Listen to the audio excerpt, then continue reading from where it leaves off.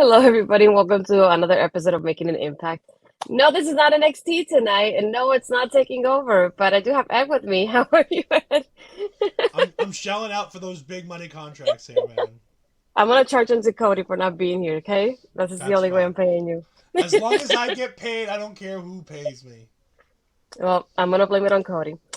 So yeah, for those of you that haven't noticed, Cody isn't here tonight. He went to a top talent show, so he ditched me again. But I guess it'll be even when I ditch him to watch Scream Six, so we should be fine. But yeah, thank you, Ed, for being here tonight with me and talking about Impact and not having me alone tonight. I appreciate you. Um, Yes. I know you didn't get to watch it, but I still wanted to discuss a little bit of it. Starting with making an impact, but before the impact, it was Speedball versus Rosh thing. This is just a way to build up what happened with Speedball last weekend, getting called out by Gresham. I like the match was really quick, to be honest. Like it felt like quicker than what it was. But we did have a lot of interference by Shira there helping Raj Singh as the match was happening. There was a point that it was funny seeing it because he was moving the ropes, so Siwa couldn't do the ultimate weapon, and even people pointed out to the referee, and she had to move him out of there too. But it's just an easy way for people to get that win and just respond to Gresham that he's accepting his challenge to go against him or no surrender. What do you think about Gresham, like Speedball answering Gresham's challenge? I mean, Speedball versus Gresham signed me up. I mean, it's going to be a great wrestling match. Two guys that don't like Gresham has a character. I'm not sure how much he's developing it in this Impact, but over the years in Ring of Honor and everywhere else he's been, he kind of has this. I'm one of the greatest wrestlers in the world. I'm going to prove it. And throwing that in with the octopus that he calls himself, it builds to a character, which is a little bit better than Mike Bailey, who's just, I'm a really good pro wrestler. Let me show you how good of a pro wrestler I am. Don't get me wrong, I love Mike Bailey. I think he's ultra talented. I just want the charisma that's there to come out, because when you see him having fun and when he doesn't care, he is so funny and charismatic, and he can be all of those things. And I just want more of that because I think he's a really entertaining person. I've watched his Twitch streams. He's great. Him and Vader are delightful together. Friday Night Speedball, when they were doing it before, was a delight to watch. Him on the Impact throwback whatever wrestling thing as the guy with the baguette. He's fantastic. I just wish he could bring some of that personality to the TV screen. Yeah, I don't blame you there. Um, well, to go to the official start of the show, we'd start with Cardona arriving to the venue, and as he's there, he's like, "Oh, what's your name?" And he's greeted by a guy taking him to the dressing room, and he's like, "Well, I'm Matt Cardona. I'm in the main event versus Joe Hendry," and he's like, "Oh, yeah, I'll take you there." So he takes him to a dressing room that has like cocktails and is like nicely like divided for him. And he's like, "Oh, this is amazing! Like Scott the Wolf finally heard me." And then he's like, "Yeah, well, here you go, Mr. Hendry." And the guy and Cardona goes, "What?" He goes, "Oh, I thought you said your name was like Joe Hendry." He's like, "No, I'm Matt Cardona." He's like, "Oh, okay, never mind. I'll take you to your dressing room." And he just opens the door and takes him to this like kind of closet or like kitchen back in the back of the kitchen, whatever that was. Yep, And he's closet. like, "Well, here you'll get changed." And he just closes the door. He's like, "But there's no cocktails or anything here." He just like leaves them there, which is I think a funny way to start the impact. I didn't know it was gonna start that way, to be honest. But it just adds a little bit of more to what's happening between Joe Hendry and Mark Cardona. Did you have any thoughts on that part? Yeah, I'm a whole lot more interested to see Matt Cardona versus the security of the Impact building than I am to see Matt Cardona versus Tyrus at Nuts 10. Oh, true. Because I haven't thought I've, about that. I've been seeing the things for it. It's like, it's sold out. And I'm like, that's great. Nobody's going to watch because it's fucking Tyrus and nobody cares about Tyrus. I completely forgot about that even happening. Like, it's sad because him in the NWA was a really fun thing. And I think him in Impact has been a great job for both him and for Impact. Even though he was hurt for a while of it and he really didn't get the best out of him, I still think he's brought a lot to Impact. And especially we'll talk about more about what they talked about with him in Impact in the main event. But Cardona's perfect for stuff like this. They should do more of this because he's really, really funny. in these types of roles. And Barry's right. I'd rather no. You know what, Barry? No, I would not rather see Tyrus versus an angry customer at McDonald's because I don't want to see Tyrus ever. Tyrus is the problem in that match, not Matt Cardona. Cardona Mm-hmm. in NWA is fantastic. Him versus Nick Aldis is great stuff. Him Mm-hmm. versus Tim Storm was really good stuff. There's a lot of good stuff in the NWA. Um, Not that, Corgan thinks that women can draw, and if he doesn't think women can draw, guess what? The Hex is going to come here and prove you wrong. Mm-hmm. Um, Yeah. no, Cardona's fantastic. I love Cardona. He's Mm-hmm. super funny, and I like how this rib plays throughout the entire night. Mm-hmm. Like the idea Yeah. that anybody would be dressing. By the way, the idea that anybody was dressing in the first dressing room too is the most like the funniest thing in the world. Yeah, I thought the same thing too when I was like, is this really a dressing room though? It looks like a big room that was just divided into like different sections for I don't know what reason because the meet and greet wasn't there. I was But gonna it's say just it looks funny. like the same room that the meet and greets would be in if they were like these No, interpersonal meet and greets where it's like you get 10 minutes to sit down and have like almost like I the wish. interview radio, like the radio meet Hmm. and greets.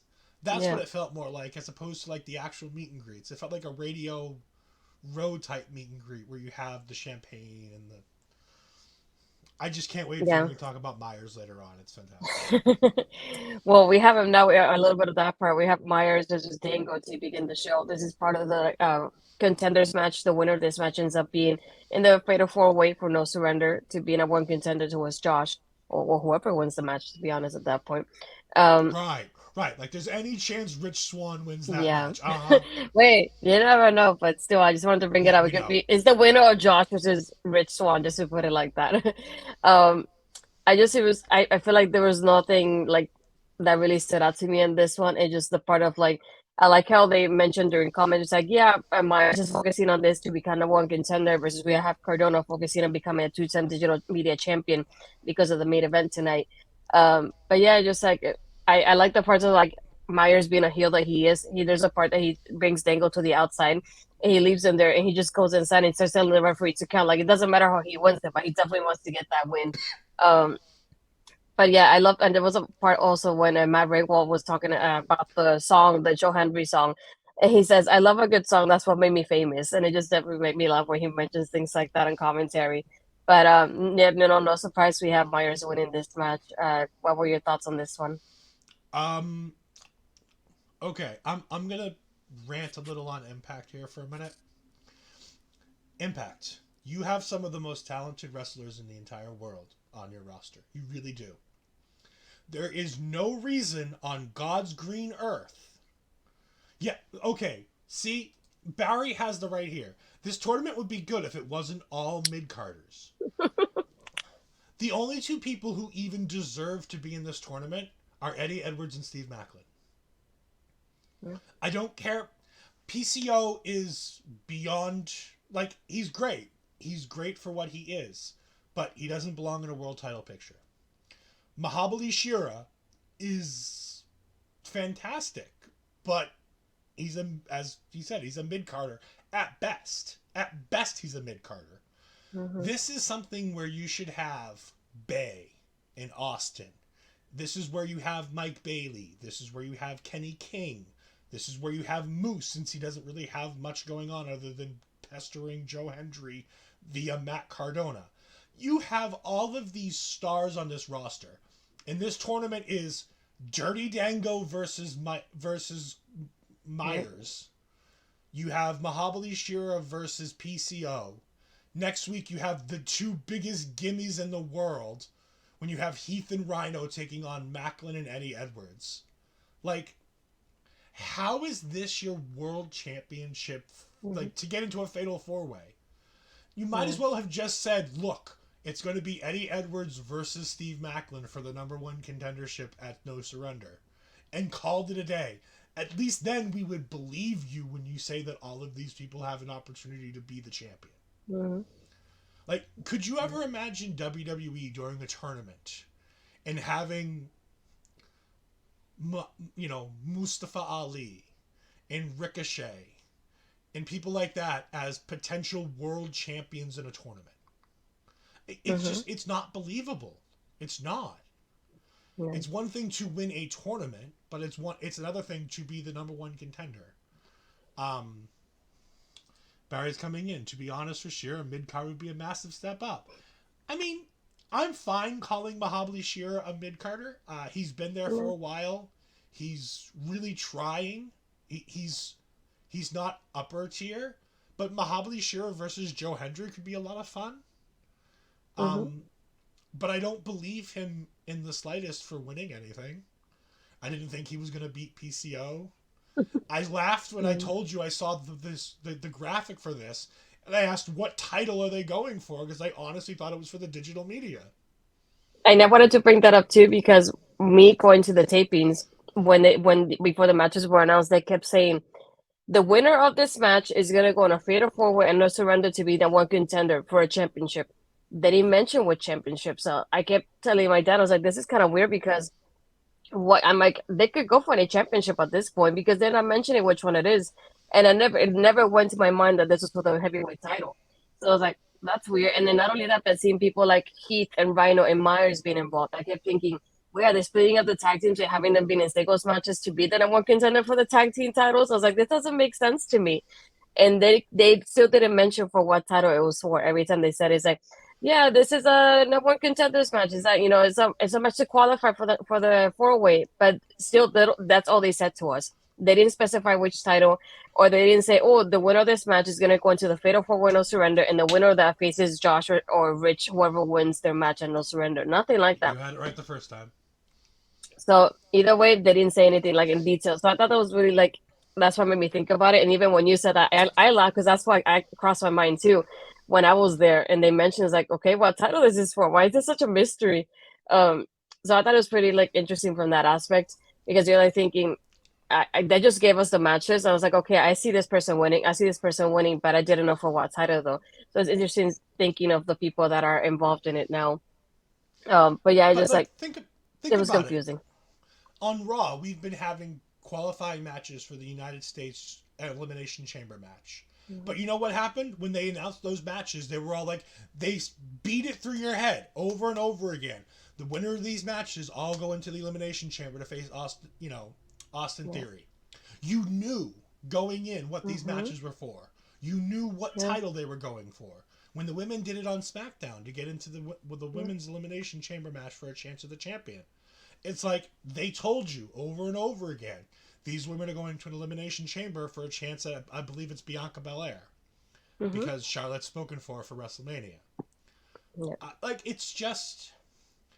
I'm not trying to compare, but at the same time, there's a reason why WWE knows what they're doing and does what they do. Yes, they beat you over the head 60 million times with the same information, but guess what? We know what storylines are Mm-hmm. leading to what storylines on Raw and SmackDown. We may not like it, we may think they're repetitive, but at least we know in the tag team title tournament there are everything all roads lead to Usos. Mm-hmm. Just different things like that. You knew because you heard it 6 times in that tag team title match. The winner of this match gets a shot at the Usos next week. It Yeah. wasn't a surprise. We knew exactly what titles, who the opponents were going to be, and was on the line. Impact. Yeah. You've got the talent, but Mm-hmm. these are the things that you do that sabotage yourself. This is why people don't take you seriously when you put up a graphic, because you're not making it clear what's going on. Yeah. I feel like it would have been different. Like, when they had the graphic for the six shooter match, like those people made sense to me for that world title. So that was like my thing of like, this is clearer compared to what we having with these matches. But either way, I don't know if they didn't want to spoil it to us that Swan is the one who had won the six shooter because we hadn't seen it by the time we did the tapings. So I know that was it, but still, it wasn't clear to begin with. It's like, I don't care if I get spoiled for it. I'm still going to watch it.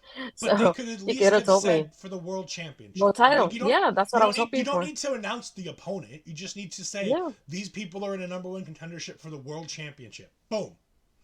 Mission Yeah. They done. just You said for know a what they're fighting championship. for. Yep. Yeah. But yeah, to move on from that now, this definitely explained a lot to me what was happening afterwards because it was Giselle and Jay, just backstage, and she just spills like somebody's meal on the table, and she puts water in somebody's side. She's like, "Yeah, that's what I do," and then she gets confronted by Diana, and she's like, "Well, for me, like it was okay if you want to call yourself the Black Widow." but once you mention my best friend, then it is my business to be in here.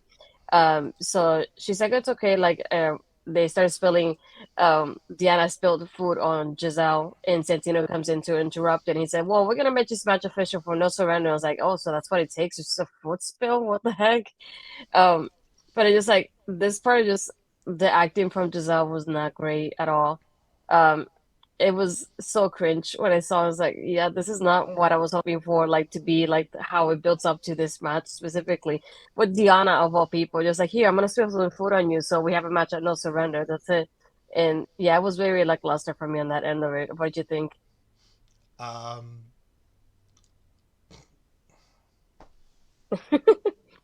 That's what I was saying. I Yeah, mean, no.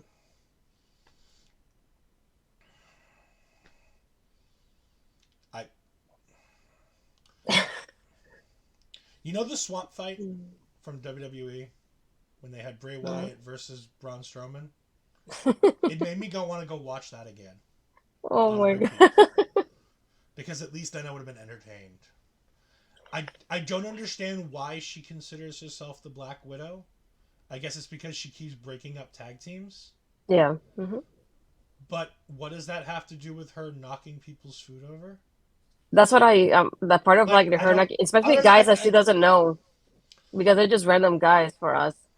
It's not even part of the rosters. It's like when she does it, I'm like, what is it supposed to really accomplish? Because it doesn't make me want to call her the Black Widow by seeing this. So I I don't was like, know. that I don't.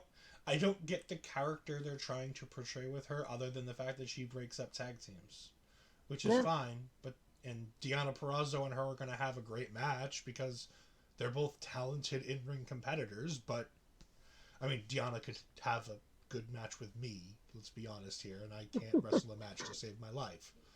And I could still have a decent match if Deonna Purrazzo was my opponent. So it's like, yeah, I mean, it'll be a good match, but it It didn't make a just lot of sense to me. not only that, but I kept thinking it's like poor Diana having to deal with like something like this to get a match set up. Like really, you could do so much more with Diana Peraza, and you're really not. So it's kind of disappointing on that end too. Um, After that, we had your favorite people on screen. We had the good hands, John Schuyler and Jason Hodge versus Mickie James and Tommy Dreamer. You mean the people who Is I asked you before the show, who the hell are these guys? yeah, those. Yeah, this is just the only thing I didn't like about this match is having Tommy Dreamer involved. I love every part with Mickie being involved, and I heard diving to the guys outside and that double DDT they did.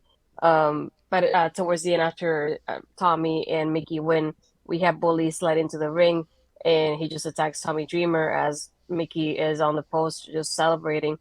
And as she's coming down and she's trying to get away from him, we have Masha coming in and going after Mickie there to keep furthering up the storyline between them for No Surrender. Um, yeah, the only part I didn't like about this is definitely having Tommy Dreamer involved. Because I would have done without him. I really don't care about him and his matches. I feel like I was more excited about Mickie facing the guys than anything and getting some kind of revenge a little bit there. Um, Other than that, I was just like, this was okay for me. What did you think? That Masha feels like the biggest afterthought in the world. That this is all building to Mickey James versus Bully Ray. Like And none of this feels like it's building to Masha, which is a no. problem considering in 2 weeks you have to sell a pay per view with Mickey versus Masha, and it feels like Masha is an afterthought. Masha feels like the heater for Bully Ray in this whole story, which is not how it should be. If this were Masha coming after Dreamer to get to Mickey and Bully Ray was part of it, that would be fun.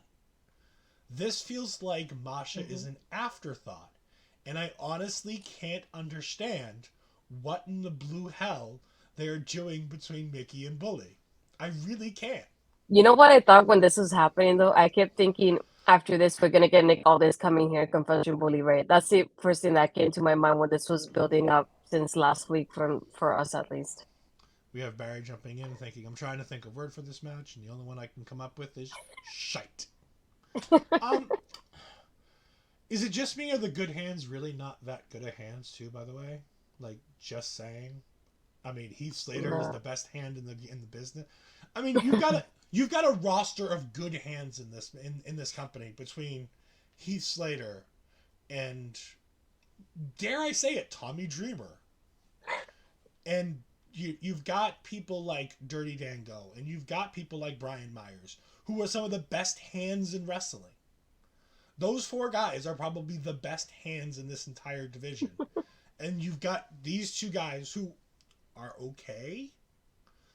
Like, way to make your good hands look like absolute garbage. Because, again, Mickie doesn't belong facing off with the men because I don't fully believe in Mickie beating the men. Mm-hmm. It's not like it was with Jordynne when she faced off against Cardona. It's not like when it was Tessa Blanchard facing off against Sami Callihan. Those two women, I full-heartedly believe, could be in the positions they were in.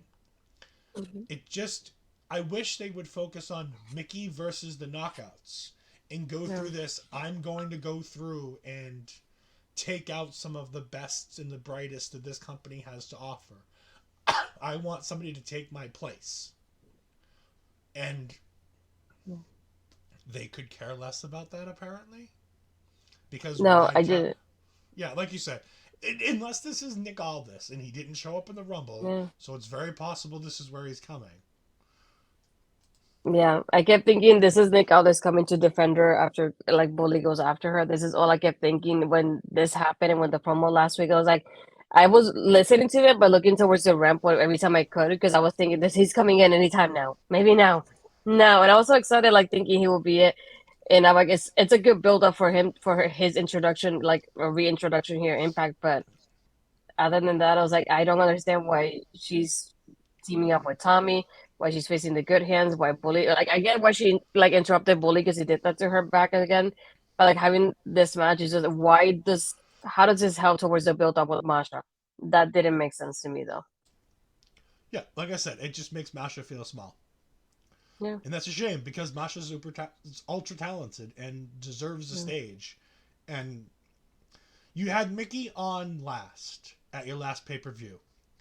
If Mickey's not in the middle of this show, it's a disappointment to the rest of the roster. Because there are so many other matches I want to see on this card beyond Mickie James versus Masha, which is a crying shame, by the way. But like the fact that I want to see opening the card a match we're going to talk to about, I think, right after this, with Time Machine versus Bullet Club. That match, I think, should be the opening match of this card. And then I think you have to close with Josh versus Rich because of your two world titles. It's the only one that feels like they're actually trying to tell that story. Mm-hmm. Yeah. Oh, I forgot about this part too. Before this happened, we had the interview with Trey, and they're just talking about happening with Crazy Steve, and the screen behind him just starts changing, and he starts like freaking out because it's Crazy Steve. I don't know if you had any thoughts on that one. There's something super quick that happened. Trey's an horrible actor, and I don't believe anything about him. He's really not going to be a fan of this show, I'm telling you. Between Cody saying he just doesn't have his name, he's on before the bell or whatever the hell it's called.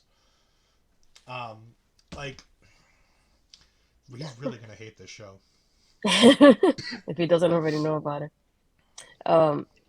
And then after this, we had Santino with Siki Dice and Johnny Swinger backstage, and he starts talking about the offer that he got from Scott D'Amore about having to win 50 matches consecutively to get the world title match. And Danko arrives and tells him, "Your request is denied." And Zigg's like, "Don't worry, I know of somebody like you can beat to start getting those wins." I do love Ziggy that's just encouraging Johnny Swinger to keep going even after everything. But I didn't think that they had to be consecutively, to be honest. I never thought about that part of it. But I did think it was funny having Dango come in here. He was like, "No, this is not happening." And even Santino's like correcting him on the name of the position that he gave him or that he gave himself at this point. Dictator of It was a little bit funny. Yeah, the dictator. Did you have any thoughts on that one though? This was the most entertaining thing on the show up to this point. Which is sad. My God. Which is really sad considering we had a decent match between Brian Myers and Dirty Dango, but it felt like it should have been for the Digital Media Championship #1 contender. Yeah. Like this was entertaining. I really enjoyed this. But then again, I've always enjoyed Santino Marella. Dirty Dango calling himself the deputy dictator of authority is Yeah. hysterical. But again, these are the things Impact does well because they know how to be funny and they have guys who are ultra talented at being funny. Like Yeah. Johnny Swinger is a star. Like he's not a great in-ring wrestler.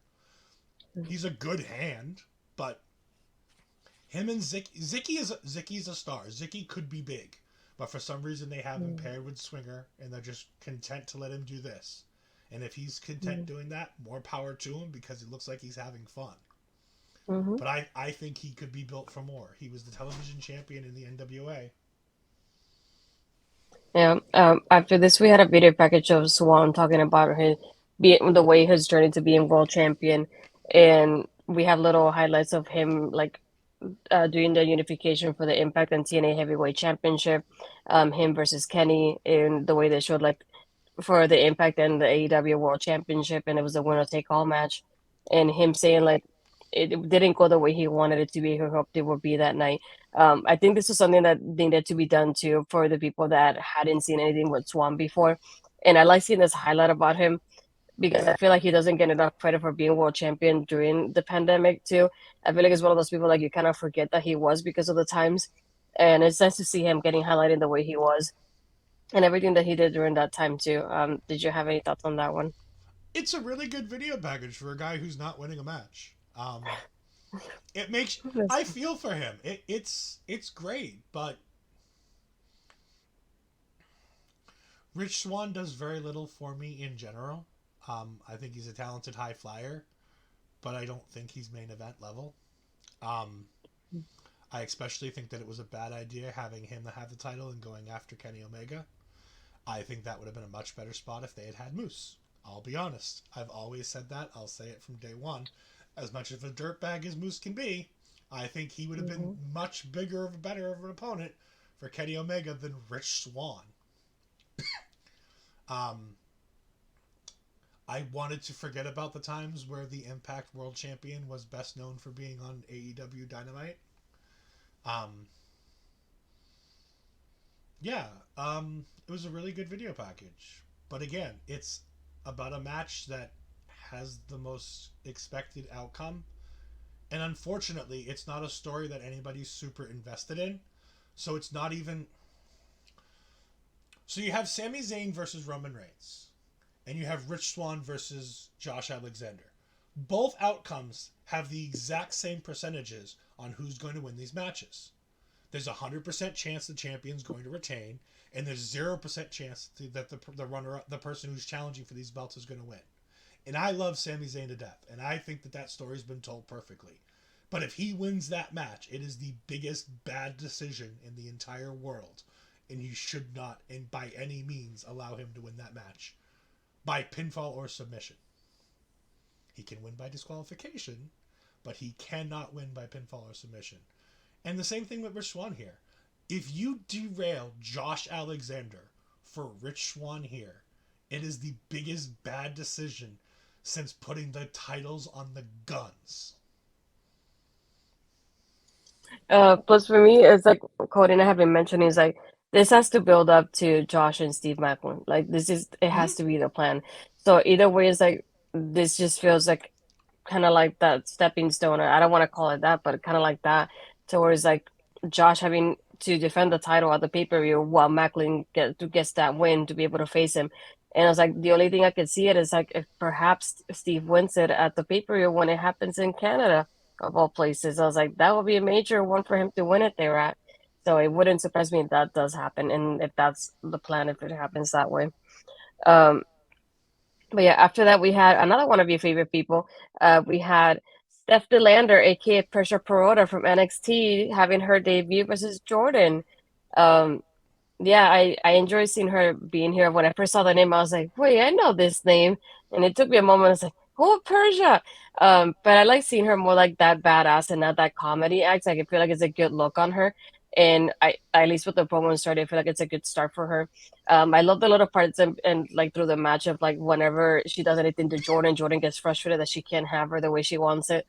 But still, it's like we have Jordynne, who's been in Impact for a while, so Jordynne has to take the win over Steph. But I think either way, with even with Jordynne winning at the same time, Steph comes out as a winner because she gets built up in such a way, like such a powerhouse, especially with somebody like Jordynne there in the match with her.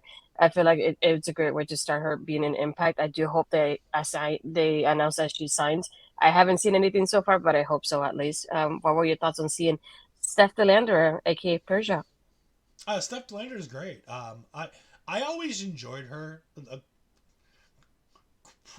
Contrary to what I may have said, I've always enjoyed her as an in-ring competitor. I didn't love her and Duke as a pair um, with Index. That being said, her wrestling was never in question. She's a good wrestler. Her and Jordynne had a really fun match here. Um, yeah, she looks great being wrestling up against Jordynne. She looked like she belonged with Jordynne, which Mhm. honestly, with some of these girls wrestling some of these Impact, knockouts, doesn't always fit the bill. Impact doesn't always Mhm. book the match that way. Yeah, she looked great. I hope she continues because she's always been a star. She can be a star, and this is a much better look for her than her previous look in NXT. Yeah. We have Barry jumping in. I wouldn't mind Lander signing, but I thought she was average in the match, not very animated in the ring. Yeah, I mean she wasn't super animated, but wrestling against Jordynne Grace, I kind of liked it. It she felt like she was taking the Mhm. match seriously, as opposed to trying to sell or whatnot. And we'll talk about being a little bit overboard in the women's tag match coming up shortly. um, After this, we went back to Cardona and his shenanigans happening tonight.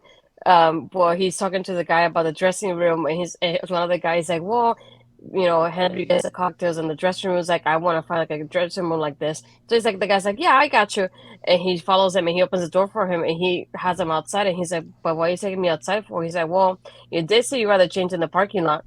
So he closes the door on him and he goes, "But I don't have my bag," and he just opens the door, throws his bag at him.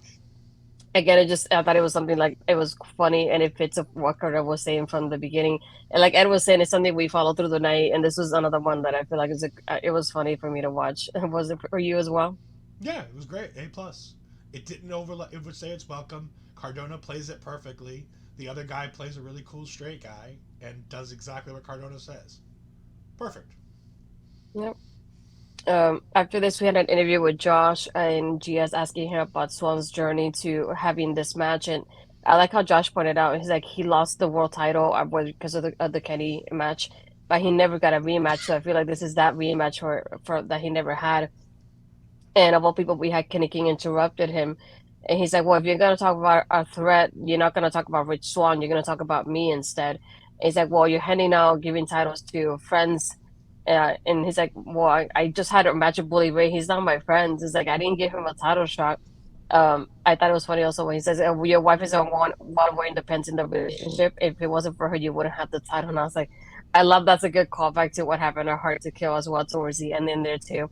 I like this interaction between him and Kenny. I feel like something that could happen, between the after Swan or maybe the week after. But I think that was really interesting to watch with Kenny involved in there. What did you think?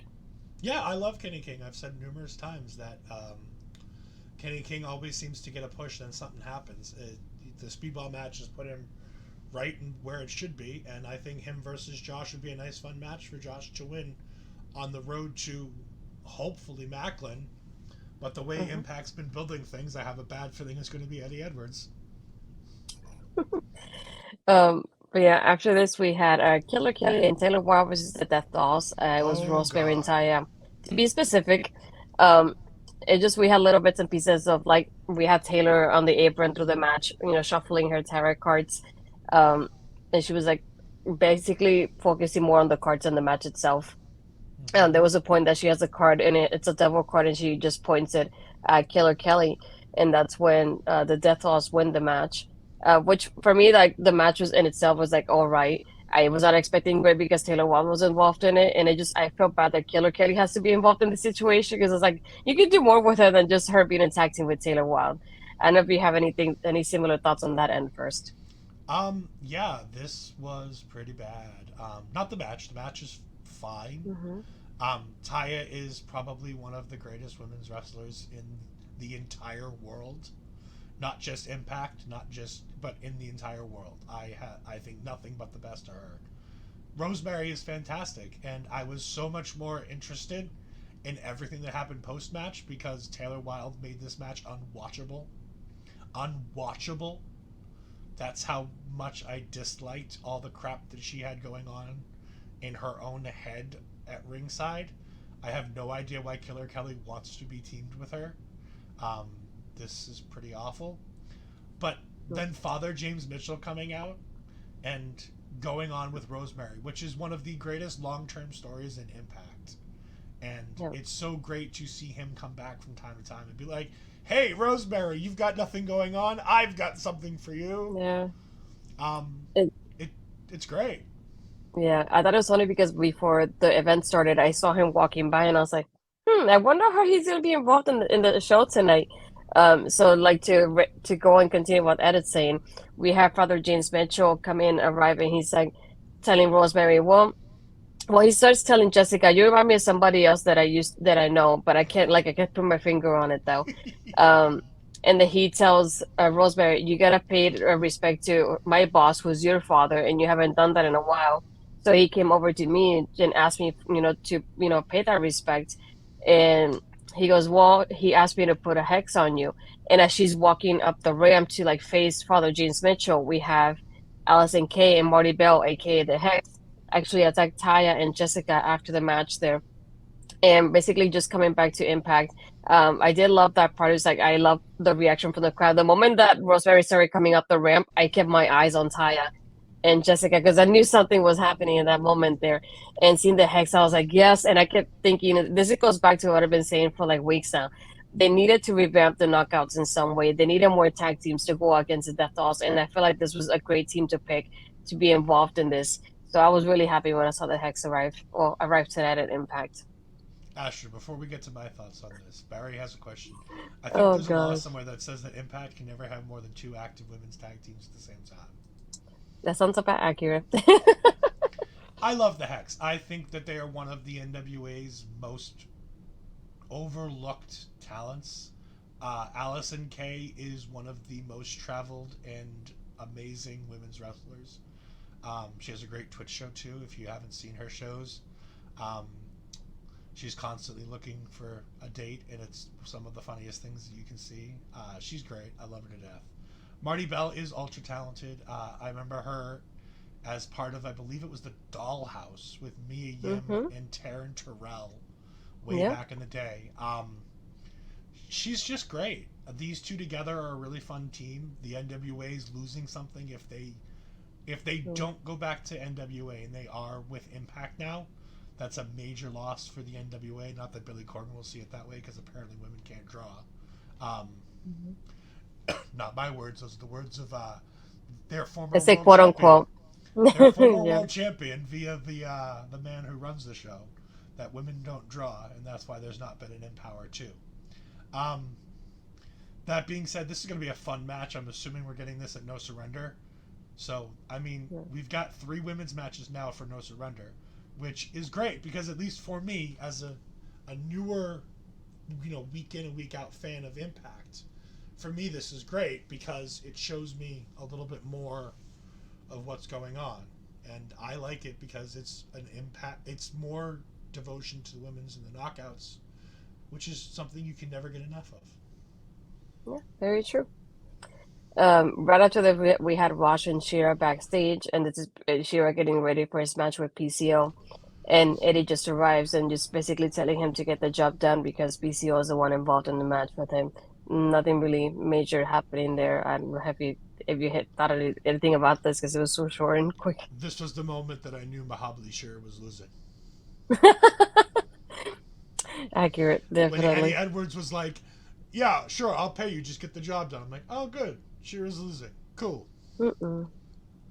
Definitely one of my favorite parts tonight, though. We had the Machine Guns reunited with Kushida backstage, and they show him how they have both titles, and they're interrupted by Ace and Bay. And there's like, yeah, well, there's 3 of you, and we know it could be 3 of us. And it's like the BC is never outnumbered. And the guys are like, well, there's 2 of you, like, what's the third one? And I like how he comes in like this, and he's like, well, How about this? So we're gonna get a Kenta going with Ace and Bay versus Time Machine and No Surrender now, which is pretty exciting to think about. Yeah. It's nice to see Matt Taven Light here, as I call him. I'll break kayfabe a little bit on this one. I love Ace Austin. I think he is one of the most talented young wrestlers in the world. But he reminds me a lot of Matt Taven. And I remember watching a Twitch stream with Twitch streamers, and they would constantly be watching Impact. And every time Ace Austin would come on screen, they would call him NWO Matt Taven. Basically like NWO Sting. He's just a lesser version of the main attraction. And I just it's why I call him what I call him. Him and the Bullet Club makes perfect sense. I think he is a perfect fit. I think Chris Bay is a whole lot less of a good fit for the Bullet Club. I don't understand why he's Bullet Club. I think he's talented. I love him to death, but I don't see him as I don't see him as this big heel gaijin wrestler. Like I just him and Bay him and Ace together are great. But like I don't see why he's a heel. If it were me, I'd have him as a babyface. I think he's much more. I think fans would much rather get behind Chris Bay, especially as your potential world champion. I don't know if he's been one before or not, but he needs to be because he's as talented as they come, and he needs to be in that division. Um, but yeah, this is going to be a really fun match. I mean, Kenta coming back is always great. We can now see which of the go to sleeps is the better one, whether it be Dijak or whether it be Kenta, because CM Punk is no longer in this conversation. Nah. Um, right after this, we have Shea versus PCO. This is just another one that was predictable as well as Ed was saying earlier. There's just the spot that I like the most is when he goes about to do a double choke slam on Rosh and Shira at the same time there. But yeah, just like it's PCO, so I expected him to win unless Eddie came in and did something when he wasn't going to after what happened with Shira just a few minutes beforehand. Mm-hmm. So yeah, this is a PCO assault and he wins, so he's now one of the four men going to that, contenders match. What did you think? I mean, PCO is great. I love PCO playing the hits.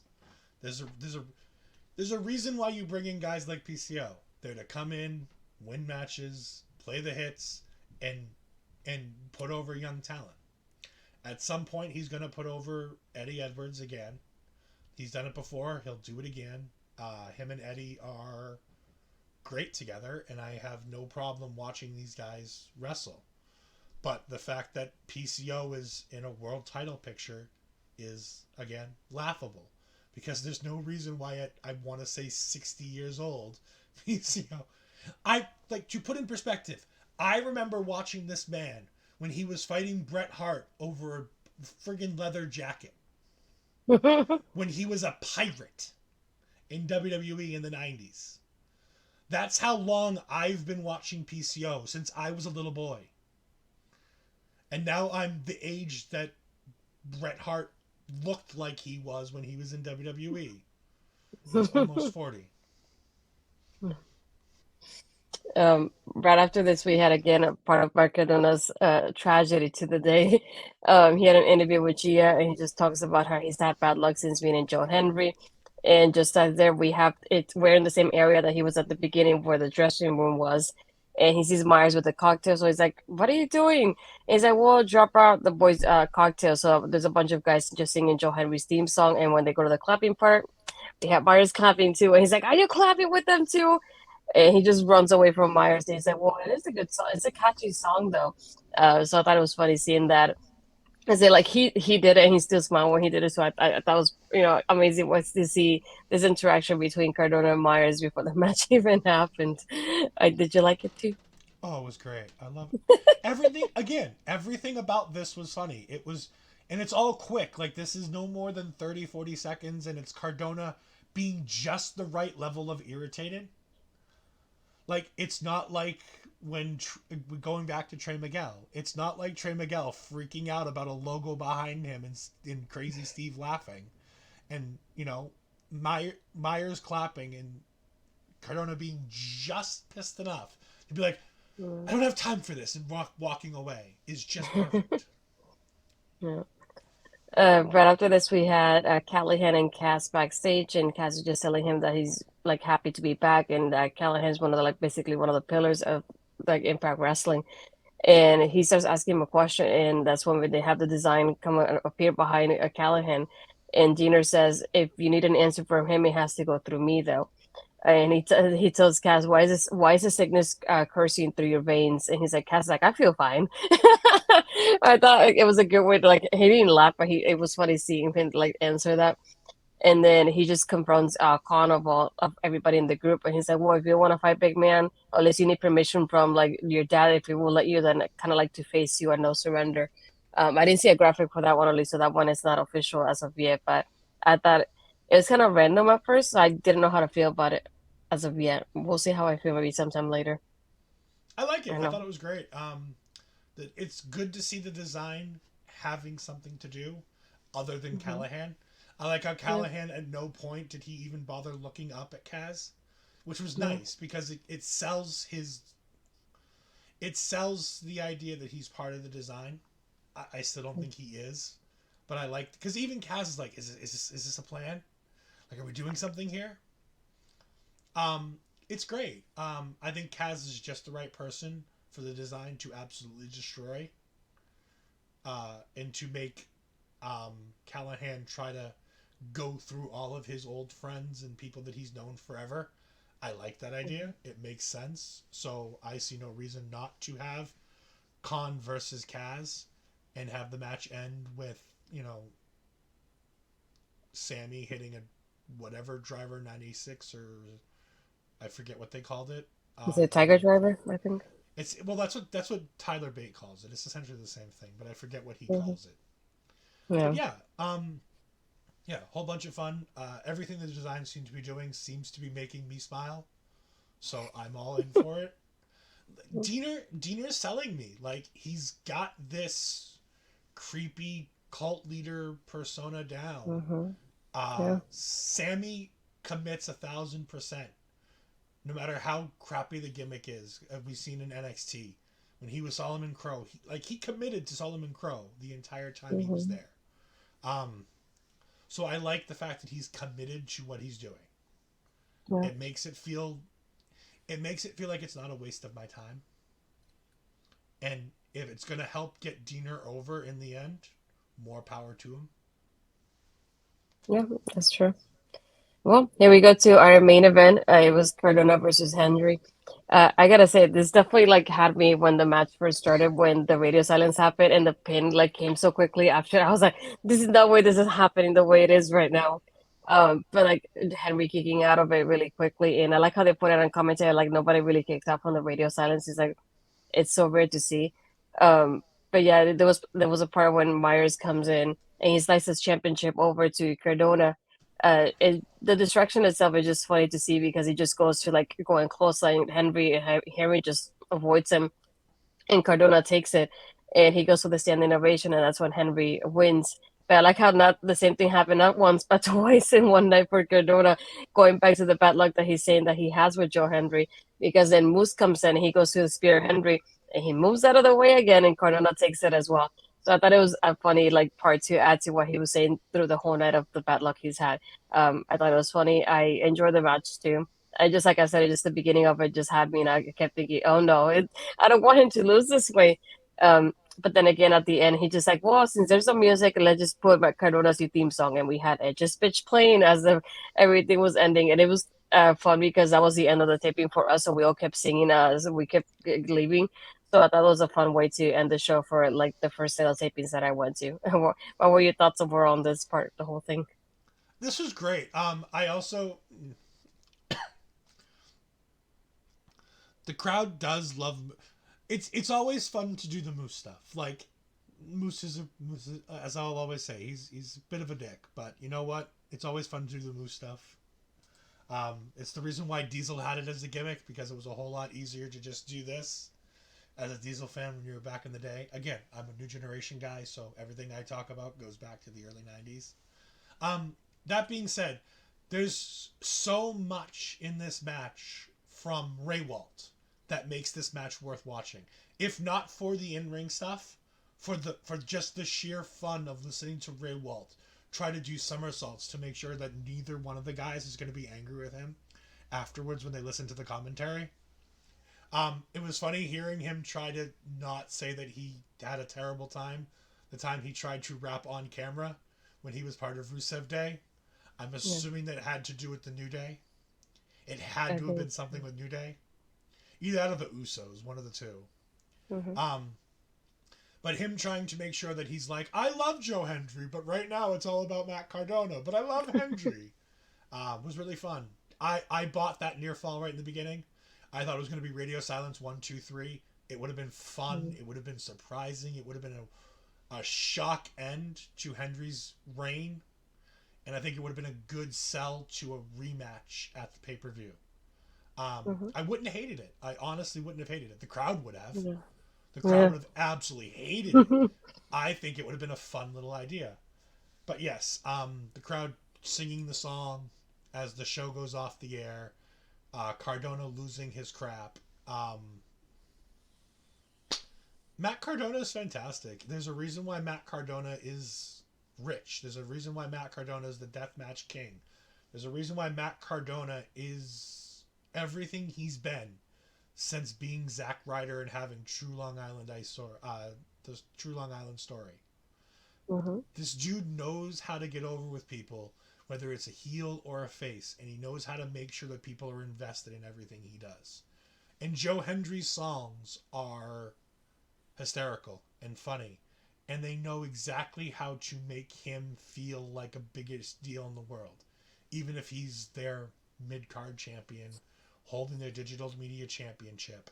He feels like a big deal, and this match felt like a main event on a show where your world champion cut an interview, where you had your women's world champion in a weird match that happened way weird point in the show. Like, it was all in all, this is a slow show. Like, this is a show that you do in the middle of a taping schedule when you have no idea what your card looks like for the finale. Like, I don't know what comes next in the next 2 weeks heading into No Surrender.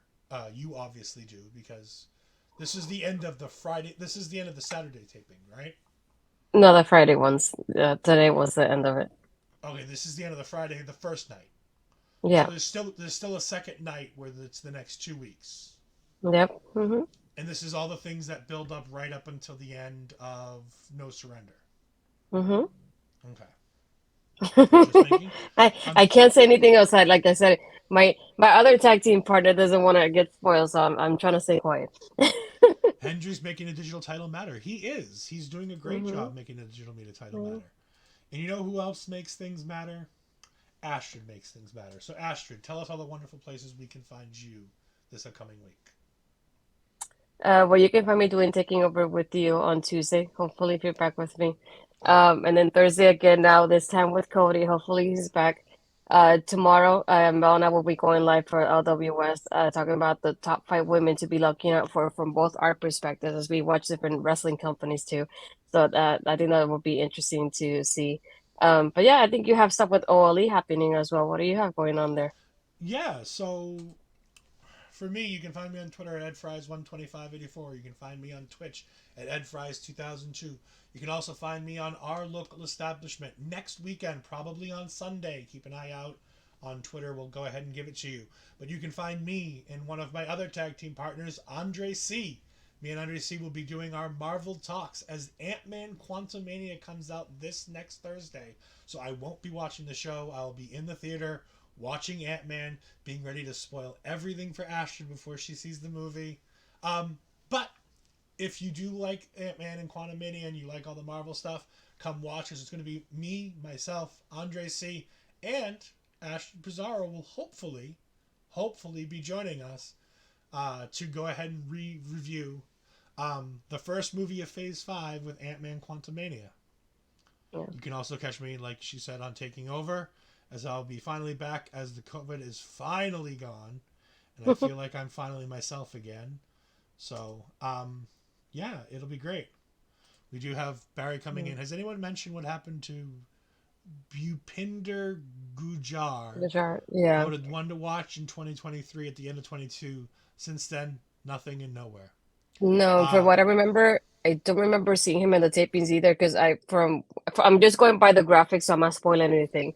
Next week we have Chris Bay versus Kushida, so this goes back to the Time Machine versus BC match. And then for the qualifying match, we had Eddie Edwards versus Heath Slater. And then we have Kenny King versus Swan and Macklin versus Rhino, again, to be a qualifying match for then a one contender spot. And so far for the pay-per-view, like we mentioned, we have Time Machine versus Bullet Club happening that got confirmed tonight. Now they added Giselle Shaw and Diana Perrazzo. They already had Mickie James versus Masha. Obviously, as we know, Josh versus Rich. And then the graphic, they have it half done, obviously, since we haven't played everything up. But based on tonight, we have Brian Myers versus PCO versus the winner of Steve Macklin and Brian versus the winner of Eddie Edwards and Heath Slater for the number one contender spot. But from what I remember, I haven't seen anything with him in the tapings. I thought it was rare too not to see him in the tapings either. So, hi, Bobby. But yeah, I haven't seen anything from him so far from what I've seen, and I basically what I attended to were the whole tapings for February up to No Surrender. So I don't remember watching him there, but I had to double check what I got in my pictures. I don't want to spoil anything. Um, but yeah, let me double check. I don't think I have anybody. Well, we can have Allison Kate that we can raid. Yeah, There we go. sorry. That'll be great. I just want to say something. Speaking on your, ladies wrestling showcase for tomorrow, how about I give you a quick five that I just thought up right now, right here on the spot. Oh. So in the next year, I think the people you should be looking at: Roxanne Perez, Rhea Ripley. Mm-hmm. Um, I think you're going to really have to keep an eye on um, Kyrie. I think Kyrie's going to be a big star in the next year as she continues to work with Impact. I'm sorry, as she continues to work with New Japan and potentially having her work with Impact, because I think it would be great to bring her over or Mercedes over to do that show that they were talking about in Oh March. yeah, I forgot to talk about that. March 30th, they announced the New Japan Impact show. So they have the two matches announced so far, which is pretty interesting. Like the way Yep. they just came about this too. And Macklin wants Kenta. Yes. I saw that one online. So Kyrie, Rhea, um, Roxanne. Also, give me on the women to watch. Give me Alba Fire, and for an oddball one out there, I want people to watch out for Masha Semovich because I think coming out of all of this, at some point, Impact is going to figure out what the hell to do with her and how to promote her as a big star. And I think she could be one to watch the rest of the year. Yeah, it was Yeah. great seeing Steph out there. Mm-hmm. She's fantastic. I don't think she's on Yeah. my lists of one to watch, but I always enjoy seeing her when she's on TV. Mm-hmm. Yeah. If you like people like Mariah May, you definitely want to check out our friends Andre C and Melball Collins on their show on YouTube because Yeah. they cover all things New Japan and Stardom, and they have been talking big things about Mariah May. They both seem to think big things are coming for her. Yeah. But yeah, I do have Allison Kay here for the race, so I'm just gonna start setting it up as I want to thank everybody for stopping in tonight. Hopefully Cody will be back next week and we can talk about the next week of Impact going into no surrender. So yeah, really exciting stuff happening there. But yeah, thank you everybody. Well, hopefully you'll be back next week.